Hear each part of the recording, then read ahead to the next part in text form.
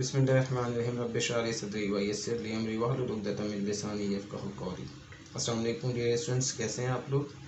जी बेटा, आज हमने यूनिट नंबर 3 स्टार्ट करना है अपना, सेट्स एंड फंक्शंस। आज हम बात करेंगे सेट्स के बारे में। सेट क्या होता है, डेफिनेशन प्रॉपर जो है वो आप बुक से याद कर सकते हैं अपनी। मैं आपको समझाऊंगा कि सेट किससे कहते हैं, ठीक है।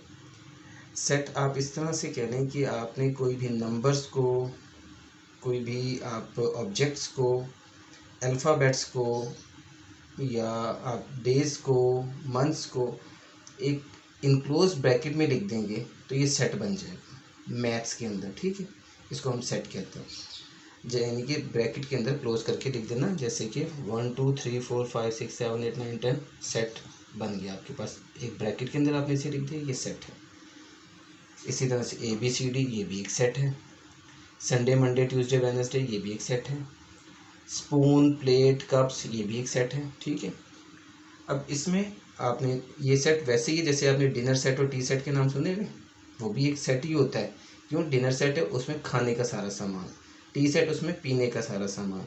इसी तरह से यहाँ भी आपके पास 1 2 3 लिखा हुआ है। ये नहीं होगा कि 1A 2B 3C या 1 संडे 2 मंडे 3 ट्यूसडे 4 7 डे, इस तरह से कुछ नहीं होगा।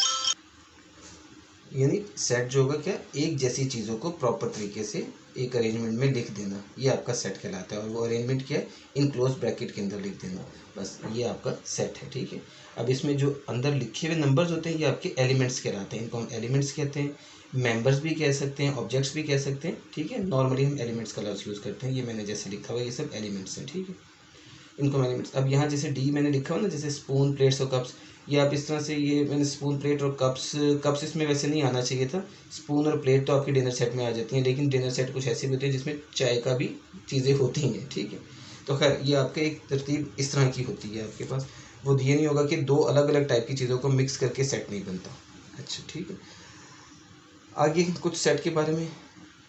सिंगलटन सेट वो क्या होता है, जिसका एलिमेंट सिर्फ और सिर्फ एक हो, उसे हम कहते हैं सिंगलटन सेट, ठीक है। जैसे कि, और हाँ एक बात और जो आप याद रखें, देखिए सेट को हम नॉर्मली डिनोट करते हैं कैपिटल लेटर से। जैसे ये मैंने ABCD इनके जो नाम होते हैं वो कैपिटल लेटर से डिनोट किए जाते हैं, और जो एलिमेंट्स अंदर लिखे होते हैं ये स्मॉल लेटर के अंदर होते हैं। अल्फ़ाबेट भी होंगे तो स्मॉल अल्फ़ाबेट, कैपिटल अल्फ़ाबेट के अंदर नहीं होता ये, ठीक है। ये आपको अक्सर जगहों पर नज़र आ जाएगा, इसी तरह से लिखा हुआ होगा। अच्छा जी, सिंगलटन सेट क्या है, मैं बता रहा था, एक एलिमेंट वाला सेट सिंगलटन सेट होगा। सिंगल एलिमेंट वाला सेट, जैसे 3 लिखा हुआ है, जैसे A लिखा हुआ है, इसी तरह से देखें ये 0 लिखा हुआ है। अब आप ये ना कहिएगा कि ये 0 कोई एलिमेंट नहीं है, 0 भी एक एलिमेंट है।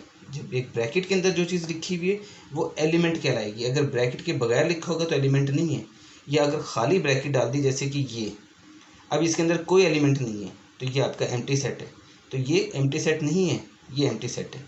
इसी वजह से एम्प्टी सेट को हम ऐसे भी डिनोट करते हैं और ऐसे भी डिनोट करते हैं, ये आपने पढ़ा हुआ है दोनों को।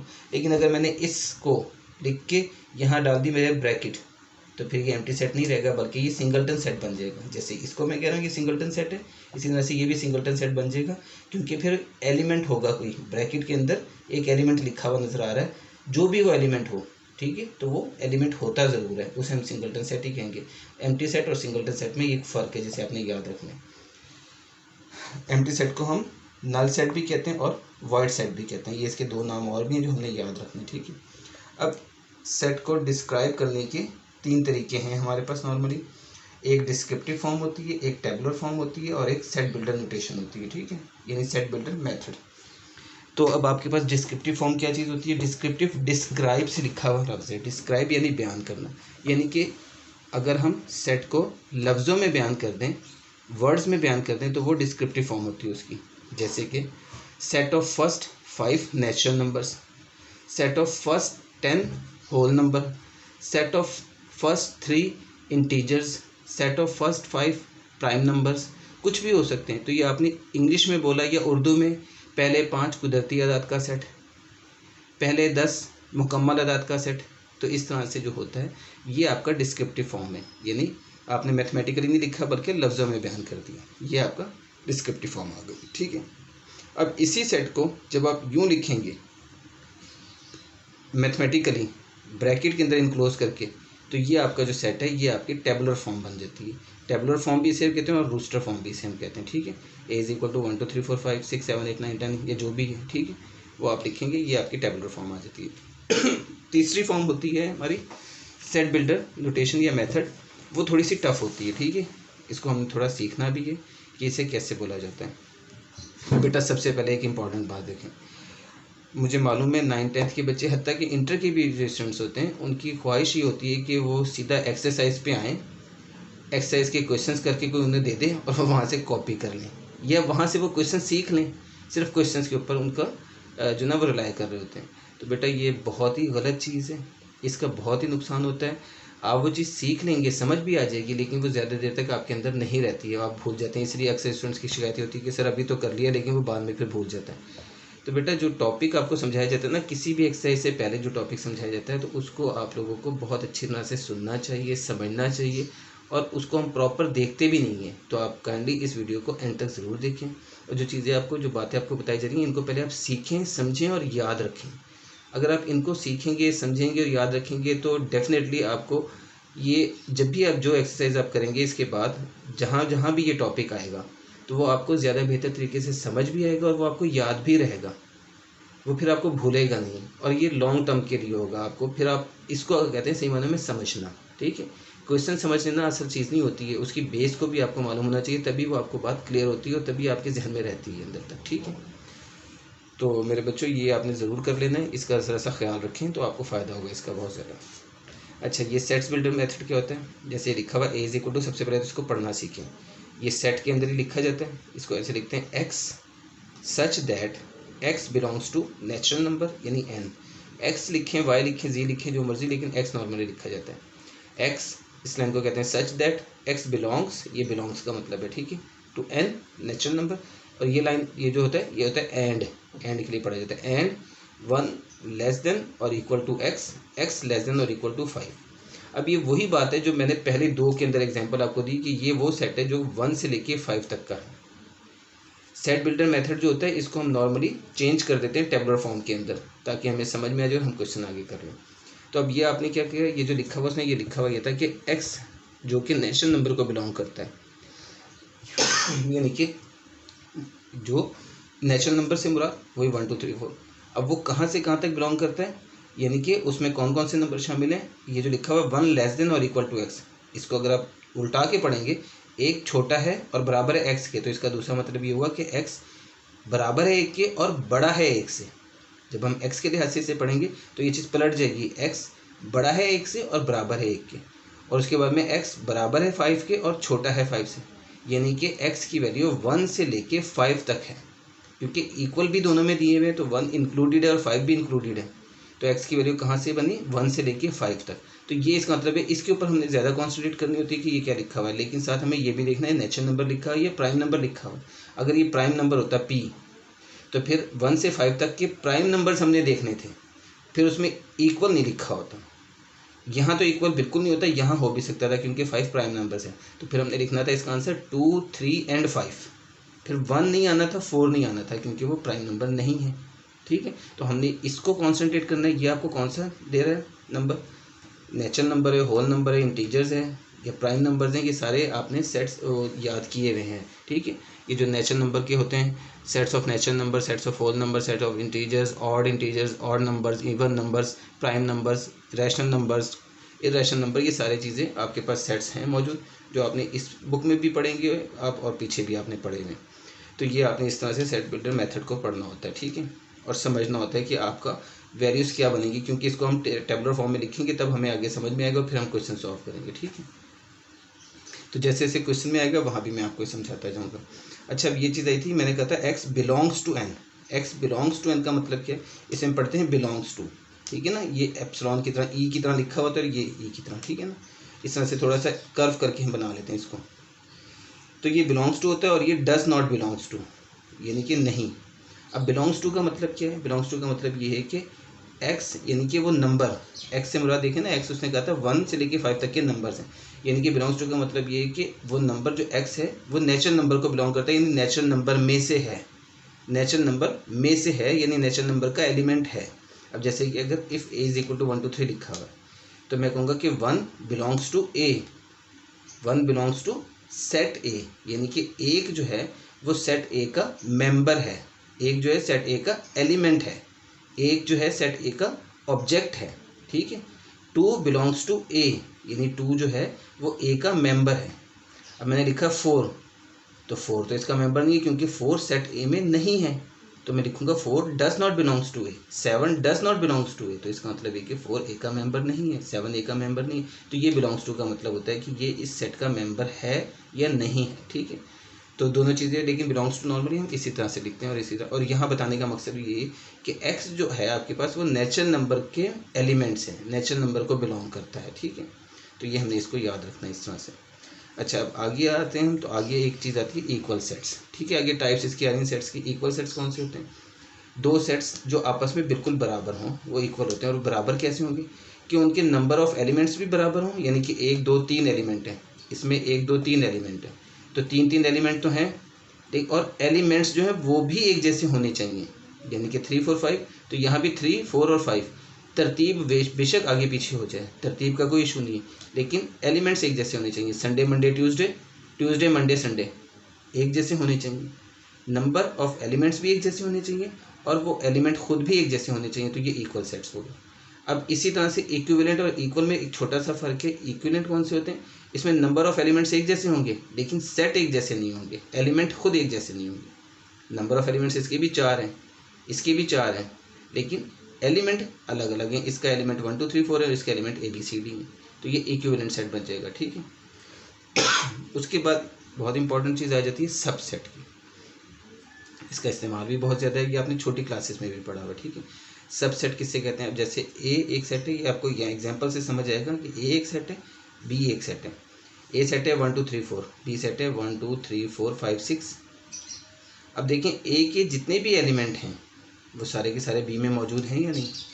सारे एलिमेंट बी में मौजूद हैं, तो इसका मतलब है कि ए सबसेट है बी का, यानी कि ए के तमाम एलिमेंट्स बी में मौजूद हैं, तो ए बी का सबसेट है। A is the subset of B, उसको यूँ लिखते हैं ए, ये लाइन लगाते हैं, ये निशान बनाते हैं और नीचे लाइन, तो ये ए सबसेट बी लिखा जाता है। अब अगर ए बी का सबसेट है तो बी ए का क्या होगा? वो होगा super set. B is the super set of A, और इसको यूँ लिखते हैं बी, ये पर चेंज करके लिख देंगे यूँ करके, ठीक है, ये यूँ लिख दी जाएगी बी सुपर सेट ऑफ ए, ठीक है। अब ये जब सबसेट करेंगे हम तब वहाँ पे ये चीज़ और आपको वाज़ेह हो जाएगी, लेकिन जो आपकी मोटी बात है वो यही है जो हमने याद रखनी है कि अगर एक सेट के तमाम एलिमेंट्स दूसरे सेट में मौजूद हों तो इसका मतलब है वो उसका सबसेट है। अब अगर ये ना दिया होता, मेरे से कहता है ये ए सेट है और इसके सबसेट बताएं आप, तो मैं इसके सबसेट जब बताता तो मैं कहता 1 अकेला लिख दूं मैं नीचे सेट बना के, तो 1 इसका सबसेट है, क्योंकि इस जो नीचे मैंने सेट बनाया है वो उसके एलिमेंट इसमें मौजूद हैं। 1 2 कोई सेट में देता तो मैं कहता 1 2 भी इसका सबसेट है। मैं 1 4 लिख देता या 3 4 लिख देता या 2 3 लिख देता या 1 2 3 4 लिख देता, तो वो सारे के सारे एलिमेंट इसमें मौजूद है, तो वो इसके सबसेट हैं, ठीक है। जब हम क्वेश्चन करेंगे वहाँ आपको बेहतर समझ में आ जाएगा, लेकिन अभी जो आपने इसकी डेफिनेशन के तौर पे बात याद रखनी है वो यही जो आपको बता दी, ठीक है। अच्छा बच्चों, तो आगे हमारे पास आ जाता है जी प्रॉपर सबसेट, और एक चीज़ होती है इम्प्रॉपर सबसेट। अब प्रॉपर सबसेट और इम्प्रॉपर सबसेट में क्या फ़र्क है?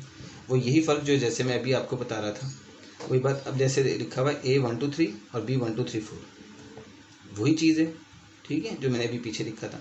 अब A और B का आपस में जो ताल्लुक है वो प्रॉपर सबसेट वाला है। A प्रॉपर सबसेट है B का। क्यों प्रॉपर सबसेट है?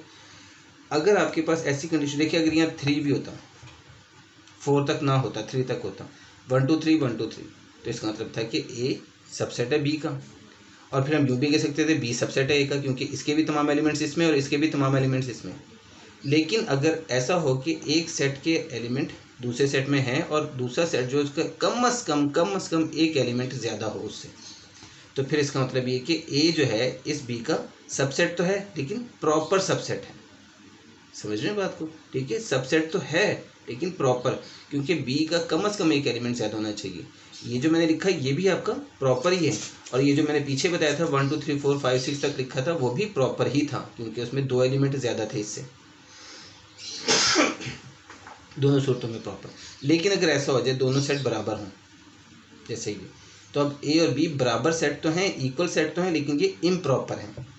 क्योंकि ए के तमाम एलिमेंट्स बी में मौजूद हैं और बी के पास कोई एक्स्ट्रा एलिमेंट नहीं है, तो ये इक्वल सेट्स कहलाएंगे, जिसे हम इक्वल भी कहते हैं और इम्प्रॉपर सबसेट होता है ये, ठीक है। प्रॉपर नहीं होंगे, इम्प्रॉपर होंगे।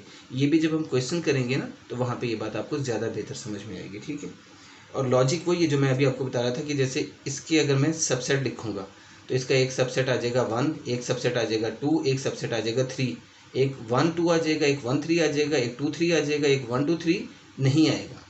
1 2 3 जब हम कहेंगे तो 1 2 3 उसका इम्प्रॉपर बन जाएगा, क्योंकि दोनों की तादाद बराबर हो गई है। तो हमें यही बात का ख्याल रखना है, ठीक है। अच्छा जी, उसके बाद में आ जाते हैं पावर सेट पे। पावर सेट भी असल में सबसेट वाली ही कहानी है। पावर सेट भी सबसेट ही होता है कि आपने तमाम सबसेट्स को, जैसे अब यहाँ देखिए मैं आपको दिखा रहा हूँ, एक सेट है 1 2, अब मैंने इसके लिखने सबसेट। अब यहाँ ये तो हमने चीज़ें समझी थी कि सबसेट क्या होता है, जो ऊपर बात थी सबसेट क्या होता है। अब अगर हमने सबसेट लिखने हो किसी सेट के तो वो कैसे लिखे जाते हैं, वही जो मैं अभी आपको पीछे बात बता रहा था, ये वही चीज़ है। देखिए इसके सबसेट लिख रहा हूँ मैं, तो एक आ गया इसका 1, एक आ गया 2, एक आ गया 1 2, ये तीनों इसके सबसेट हैं, तीनों इसके सबसेट हैं, क्योंकि देखें ये एक सेट है तो इसके एलिमेंट जितने भी हैं वो सारे इसमें मौजूद हैं, जी मौजूद हैं। तो ये सेट इस सेट का सबसेट है।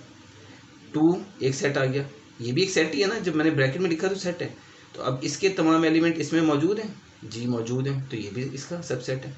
1 2 इसके तमाम एलिमेंट्स इसमें मौजूद हैं, हाँ जी मौजूद है, तो ये भी इसका सबसेट है। अब यहाँ प्रॉपर इम्प्रॉपर की बात नहीं हम कर रहे हैं, हम सबसेट की बात कर रहे हैं अभी, ठीक है। तो सबसेट तो ये है। उसके बाद आ गया ये एम्प्टी सेट। तो ये आपने याद रखना है कि empty set is the subset of every set. Her set का एम्प्टी सेट सबसेट होता है, तो एम्प्टी सेट आपने हर एक में लिखना है। अब ये 4 इसके सबसेट बन गए, ठीक है। जब हमने पावर सेट वाला क्वेश्चन करना है तो हमने ये स्टेप करना नहीं है, ये आपको समझाने के लिए कह रहा हूँ कि आपने इसके सबसेट लिखे, इन सबसेट को आपने एक ब्रैकेट के अंदर इनक्लोज कर दिया, जो मैंने ये किया, एक ब्रैकेट के अंदर इन तमाम सबसेट्स को इनक्लोज कर दिया, तो ये पावर सेट बन जाएगा, ठीक है। और इसको हम यूँ मेंशन करते हैं, अगर ये सेट का नाम ए है तो पी ए लिख देंगे ब्रैकेट के अंदर A, power set of A. B है ये अगर तो power set of B, C है तो पावर सेट ऑफ सी, यूँ करके लिख देंगे, ठीक है। तमाम सबसेट्स को एक ब्रैकेट के अंदर इनक्लोज कर देने का मतलब है पावर सेट, ठीक है। अब मैंने नीचे नोट करके लिख दिया कि empty set is the subset of every set, ठीक है। अब इसमें एक चीज़ और आ जाती है, देखिए यहाँ पे मैंने जो सबसेट बनाए ये मैंने दिखा रहा हूँ आपको, 1 2 3 4 हैं। अब मुझे कैसे पता चलेगा कि इसके नंबर ऑफ सबसेट्स कितने आने हैं, उसका एक फॉर्मूला होता है। क्योंकि अगर यहाँ पे एलिमेंट 1 है तो उसके सबसेट्स बनेंगे 2, एक एम्प्टी सेट और एक वो खुद, क्योंकि हर सेट खुद का सबसेट होता ही है। जैसे ये 1 2 और ये 1 2 ये है ना, हर सेट खुद का सबसेट होता है। एक ये बात, जैसे एम्प्टी सेट हर सेट का सबसेट होता है, इसी तरह हर सेट खुद भी जो है वो अपना ही सबसेट भी होता है, ठीक है। अब एलिमेंट्स की तादाद इसकी कैसे होगी, अगर यहाँ पे 3 एलिमेंट होते हैं 1 2 3, तो उसका एलिमेंट यानी उसके सबसेट जो हैं वो 8 बनते हैं, 8। वो कैसे बनते हैं उसके लिए एक फॉर्मूला है, वो फॉर्मूला हमने याद रखना है, ठीक है। वो फॉर्मूला है हमारे पास 2 की पावर m करके मैंने लिख दिया है। n ही लिखते हैं हम नॉर्मली, n इसलिए नहीं लिखा जा रहा है क्योंकि n यहाँ पे हम डिनोट कर रहे हैं नंबर ऑफ के लिए। ये नंबर ऑफ पावर सेट मैंने लिखा हुआ है, लेकिन number of power set mean देखो जो सबसेट है, पावर सेट भी तो वही है, सबसेट की तादाद 4 है, पावर सेट की तादाद भी 4 ही है। तो नंबर ऑफ पावर सेट या नंबर ऑफ सबसेट्स के लिए एक ही फॉर्मूला यूज़ होता है, जो कि 2 की पावर m करके लिखा हुआ है। अब 2 की पावर m का मतलब क्या है, m असल में एलिमेंट्स की तादाद है, नंबर ऑफ एलिमेंट्स। जैसे कि अगर आपके पास सेट है ए बी सी, तो ए बी सी 3 एलिमेंट हैं, तो इसके सबसेट कितने बनेंगे, 2 की पावर 3, 2 की पावर 3, 2 की पावर 3 8 होता है। अगर तादाद आपके पास 2 है एलिमेंट की, जैसे 1 2, तो इसमें एलिमेंट की तादाद 2 है, तो इसका फॉर्मूला बनेगा 2 की पावर 2, 2 की पावर 2 यानी 4 एलिमेंट। तो आपके सबसेट कितने बनेंगे, 4, तो देखें 4 बन रहे हैं। इसी तरह से ये जो 2 की पावर 3 है, इसके सबसेट आपके पास 8 बन जाएंगे। तो 2 की पावर 3 8 एलिमेंट या मेंबर्स, यानी कि नंबर ऑफ पावर सेट कितने आएंगे, 8। यानी कि 8 एलिमेंट्स और मेंबर्स जो मैंने लिखे हैं कि असल में क्या, पावर सेट के लिए तो ये एलिमेंट्स हैं, लेकिन बेसिकली ये क्या बने, 8 सबसेट। तो 8 सबसेट बनेंगे हमारे इससे, ठीक है। हमें पता चल जाएगा कि सबसेट बनने कितने, 8। तो वो जो 8 सबसेट होंगे वो पावर सेट के एलिमेंट कहलाएंगे, क्योंकि जब आपने इसको यूं ब्रैकेट के अंदर इनक्लोज कर दिया, इस बड़ी ब्रैकेट के अंदर, तो ये जो ब्रैकेट्स हैं छोटी छोटी जो इस बड़ी ब्रैकेट के अंदर मौजूद है, तो ये इसका एक एलिमेंट है, ये एक एलिमेंट, ये एक एलिमेंट, ये एक एलिमेंट, और ये भी एक ही एलिमेंट है। ये अपनी इंपॉर्टेंट चीज़ जो मैं यहाँ पे नज़र आ गई वो मैं आपको बता रहा हूँ कि जब आपके पास देखें बड़ी ब्रैकेट, अब ये है एक ब्रैकेट, ये है, इस ब्रैकेट के अंदर जो लिखा हुआ है ये इसके सबसेट है और ये इसके एलिमेंट्स हैं। अब जब यहाँ पे आप देखते हैं तो इसमें एलिमेंट इस ब्रैकेट का ये एक सेट है, इसका एलिमेंट ये है, ये एक सेट है, इसका एलिमेंट एक ये है, ये एक सेट है, इसके एलिमेंट ये दो हैं, यहाँ पे दो एलिमेंट है इसके, ठीक है, क्योंकि ये अलग अलग यूँ लिखे हुए हैं सेट्स के, तो ये सारे एक सेटिंग है जो कि सब सेट हैं, ठीक है। लेकिन जब ये पावर सेट में लिखे हुए तो पावर सेट का मतलब ये कि ये ब्रैकेट के अंदर इनक्लोज ये चीज़ें, जैसे संडे मंडे ट्यूसडे वेडनेसडे है, ABCD है, 1 2 3 4 है, इसी तरह से ये भी हैं, तो ये पावर सेट के एलिमेंट्स कहलाते हैं। तो ये एक एलिमेंट, ये दूसरा एलिमेंट, ये तीसरा एलिमेंट, ये चौथा एलिमेंट, तो ये दो एलिमेंट नहीं कहलाएंगे, ये एक ही एलिमेंट कहलाएगा, ठीक है। ये हमने याद रखनी है बात, एक इंपॉर्टेंट चीज़ है। अच्छा, अब मैं आपको इसका भी दिखा दूं कि जो मैंने लिखा ABC और इसके सबसेट 8 बनने हैं, तो वो कैसे बनने हैं ये मैं आपको यहाँ पे भी समझा देता हूँ, फिर हम क्वेश्चन में करेंगे। देखिए ABCD जो भी आपको दे दें सेट का नाम, वो आप लिख दें 1 2 और 3, जैसे आपने लिख दिया 1 2 और 3। और हाँ एक बात और, 1 2 और मैं 2 लिख रहा था ना, तो 2 कभी भी नहीं होगा कि दो एक जैसी चीज़ें नहीं आती सेट के अंदर, रेपिटेशन नहीं होती, यानी 1 1 2 वो सेट ही नहीं है। आपकी रिपीट हो गया अगर कोई नंबर, कोई चीज़, कोई वैल्यू, कोई ऑब्जेक्ट, तो वो सेट नहीं है। संडे संडे मंडे सेट ही नहीं है, ठीक है। तो ये हमने याद रखना है। इसी तरह से 1 2 3 है ये। अब मैं इसके एलिमेंट्स लिख रहा हूँ, सॉरी सबसेट लिख रहा हूँ। अब इसके सबसेट कैसे बनते हैं, मैं इसके सबसेट लिखने शुरू करता हूँ। अब मुझे पहले तो देखना है इसके सबसेट बनेंगे कितने हैं। मैं देखता हूँ 2 की पावर 3, ये मेरा फॉर्मूला है, क्योंकि नंबर ऑफ़ एलिमेंट्स 3 है, तो 2 की पावर जो भी नंबर ऑफ़ एलिमेंट्स है 8। तो इसके सबसेट बने, एक तो एम्प्टी सेट आ गया खुद, ये लिख दें या वो 5 डाल के लिख देते हैं, वो लिख दें। एक ये 1 आ जाएगा, आप ये लिखते जाएंगे। एक 2 आ जाएगा, पहले सिंगल सिंगल लिखेंगे हम इसके, ये सिंगल सिंगल जब हो गए उसके बाद में 2 2 को बनाने, 1 2, देखिए 1 2, ये दोनों एलिमेंट उसमें मौजूद है ना, तो इसका सबसेट ही है। फिर आप 1 के साथ बनाएं 1 3, 1 के साथ भी बन गया, 1 के साथ दोनों बन गए। उसके बाद में आप 2 3 बना सकते हैं, ये आपने लिख दिया 2 3। 2 के साथ अब पहले सिंगल सिंगल बन गए सारे, अब 2 2 के भी बन गए, 1 2 भी बन गया, 1 3 भी बन गया, 2 3 भी बन गया। और देखिए तादाद कितनी हो गई, 1 2 3 4 5 6 7, लास्ट रह गया। लास्ट इसका मतलब है ये खुद है, क्योंकि हर सेट अपना ही सबसेट भी होता है। तो ये इसका आंसर ही आ गया 1 2 3। तो ये भी इसका सबसेट है। तो अब आपकी तादाद टोटल कितनी बन गई, 8। ये आपके सबसेट आ गए, ठीक है ना। अब इन सबसेट को अगर आप एक बड़ी ब्रैकेट के अंदर इनक्लोज कर देंगे तो वो पावर सेट बन जाएगा। तो हमें ये सबसेट इस तरह से याद रखना है और हमारे भी आसानी हो जाएगी हर चीज़ के अंदर, ठीक है। तो आज का हमारा टॉपिक जो था सेट्स के बारे में वो यहाँ तक ही है। नेक्स्ट लेक्चर में हम इंशाल्लाह अपनी एक्सरसाइज शुरू कर देंगे 3.1।